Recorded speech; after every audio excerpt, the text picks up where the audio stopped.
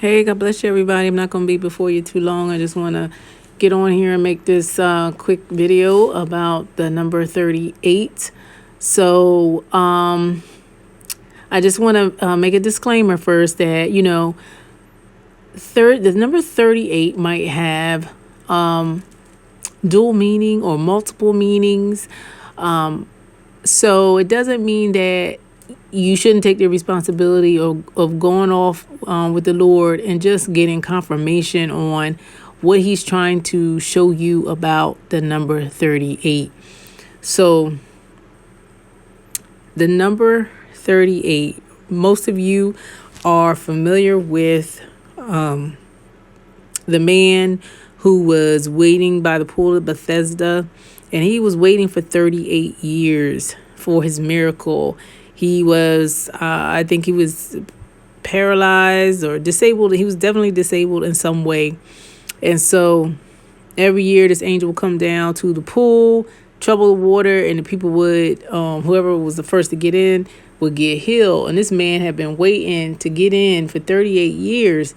But every time he tried to get, this is what he was telling Jesus, every time he tried to get in, somebody else would get in before him.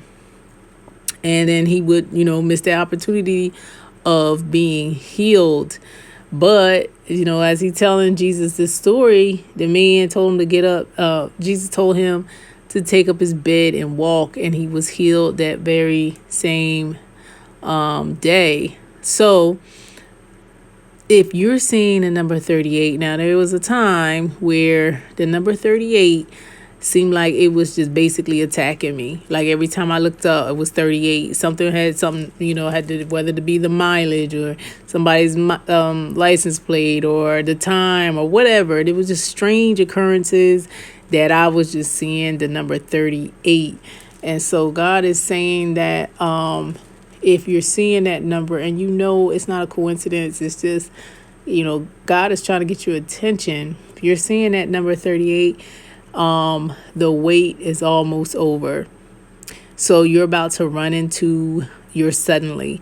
You're about to run into your miracle. And it's more for somebody that has been waiting. You've been waiting on something. You've been waiting on a promise. You've been waiting on a healing. You've been waiting on the trial to be over. You've been waiting on the issue to be resolved.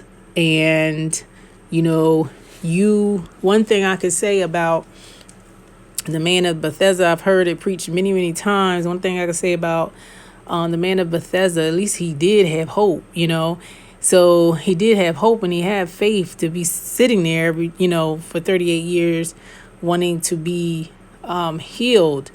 So he did have hope and faith in the things of God because, angels, although, we don't worship angels, but angels are used by God to for God's purposes and for the Bible says, aren't they all ministering spirits, sent by God to help minister unto man.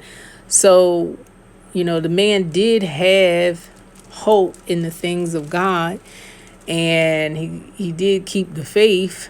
When Jesus talked to him, he was pretty negative. He's like, I had all these excuses. Somebody got in there before me, blah, blah, blah.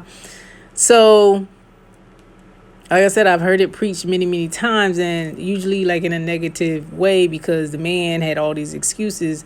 And Jesus did ask them, will you be healed? Because sometimes people don't want to be.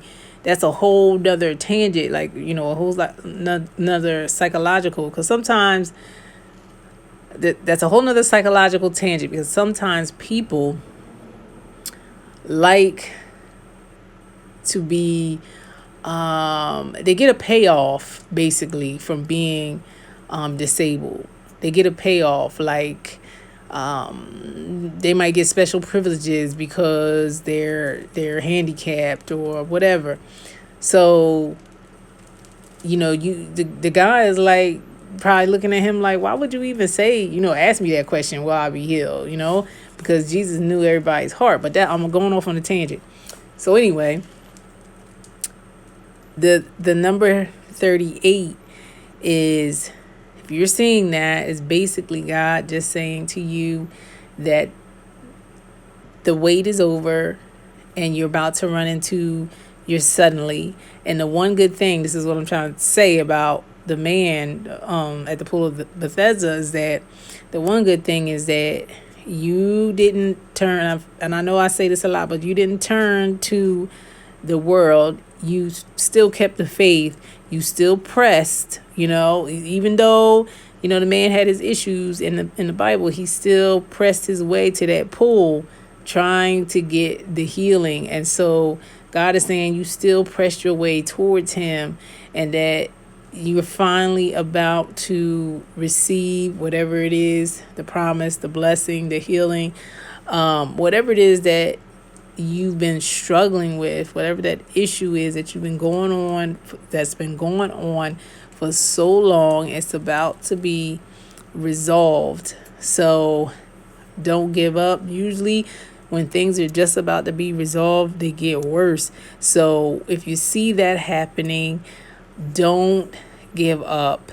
And if you're seeing the number 38, it's because God is getting a message to you that the wait is almost over and it's about to happen for you. If you faint not, it's going to come, it's going to work out in your favor. So, and just like the man at the pool of Bethesda, he thought that maybe, possibly, sort of, somehow he was going to get healed one way, and he ended up getting healed a totally different way. And so that's what may be what may happen to you. It's going to be something suddenly, and it's going to be something that is going to come in a way that you would have never even imagined that it would come. So, because sometimes we as humans try to figure it out. But God already has it figured out on how you're going to be healed, or the issue is going to be resolved. He's already got it figured out. So 38 means you're about to be done with the wait. So hang in there, and God bless you until we meet again.